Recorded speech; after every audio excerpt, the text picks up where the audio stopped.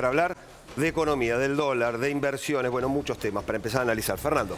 Pablo, en un momento particular, ¿por qué? Porque es el momento donde se discute el presupuesto para el año 2017. Ahí está el presupuesto, ahí están las perspectivas económicas, y cuando se habla de perspectivas económicas se habla de un dólar, dice el gobierno, a 18 pesos, un crecimiento de 3,5%. Vamos a ver si va a ser así o qué opinan los economistas. Ignacio Oliveradol, buen día. ¿Cómo están? ¿Cómo vas? ¿Bien? Todo bien. Bueno, el tema del dólar, uno de los temas centrales, fundamentales, para programar los empresarios sus importaciones o exportaciones, pero también el hombre común ver la posibilidad de alcanzar, por ejemplo, una vivienda. Sí, en realidad hay que tener en cuenta que en este momento el mercado está esperando un dólar bastante más bajo que el que planeó el gobierno en el presupuesto.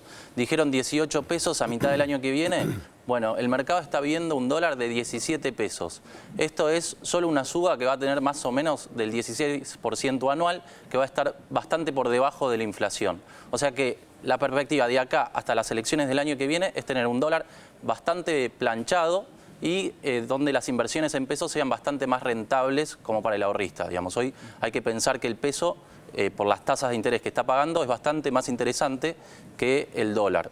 No va a ser tan interesante como en el pasado, porque durante el año pasado, con altos niveles de inflación, uno con pocos movimientos podía llegar a tener retornos de hasta el 30-40%. Hoy hay que pensar que las opciones que tenemos al alcance nos dan para tener una inflación, un retorno cercano a la inflación. Claro.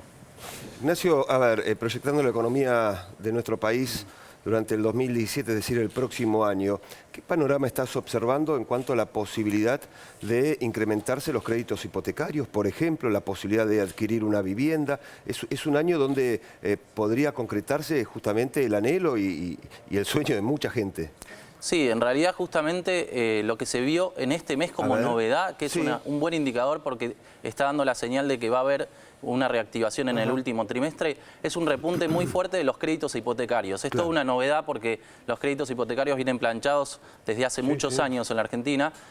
Habíamos visto primero un repunte de préstamos personales en agosto y en septiembre ya se empiezan a mover los créditos hipotecarios. Hay tres alternativas básicamente que tiene el mercado, que son las vinculadas a Procrear, que está apuntalando el gobierno con un subsidio en el monto, los préstamos que están atados a la inflación, que son por las unidades UBI y UVA, y el Banco Nación, que está también subsidiando de alguna manera la tasa, pagando, o sea, dando una tasa muy por debajo de la inflación. Con estas tres alternativas el crédito empieza a arrancar y es probable que veamos también una reactivación en el mercado inmobiliario. A ver, cuando decimos que empieza a arrancar el mercado inmobiliario, quiere decir que empieza a moverse el motor de la economía, por lo menos acá en la Argentina. Sí, en realidad el motor lo vamos a ver por ahí en otros sectores, o sea, los sectores más importantes en la economía tienen que ver más con el agro y con la construcción, pero esto por lo menos son brotes verdes que están reflejando las expectativas que tienen los consumidores sobre la economía. Si se reactivan los préstamos, tanto personales como hipotecarios, en realidad lo que estamos viendo es que la gente prevé una inflación hacia la baja y una estabilidad del empleo porque va a estar creciendo la economía. Es muy importante siempre a la hora de tomar un crédito la perspectiva que tiene sobre el empleo, mucho más que el nivel de la tasa. El argentino lo que se fija es que tenga una estabilidad laboral en los próximos años, sobre todo teniendo en cuenta que el préstamo hipotecario es a 15 años o a 20 años. Ignacio, ¿cuáles son las recomendaciones a la hora de pensar en invertir un pequeño ahorrista? A ver, plazos fijos, LEVAC, ¿por dónde tendría que empezar a transitar pensando en obtener un interés que le permita resguardar parte de sus ahorros?